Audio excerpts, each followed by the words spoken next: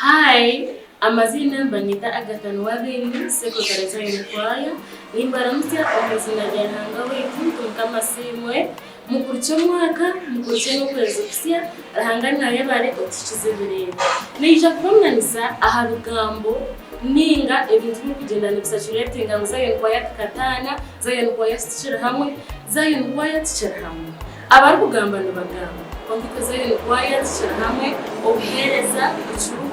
imirimo tugikora imirimo tugikora mutwesije mutereze imirimo mutukunde ko mwose mutukunda kandi mwenda mwongereho bidatoro kubahereza ombuhereza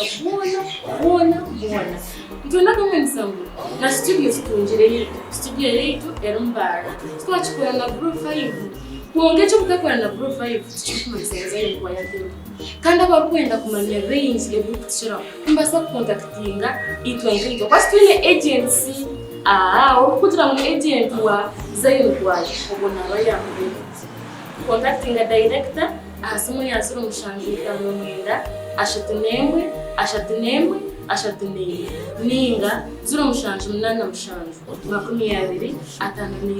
ekaganira ninga nubasa contactinga nyo ahazuru mushanje 00 cyenda na mushanje abona mushanje kinana nina ya WhatsApp ya TikTok ya YouTube ebyeshongoro biriyo musubscribe inja channel zetu mwongere kuturonda nikombuja kubaronda kandi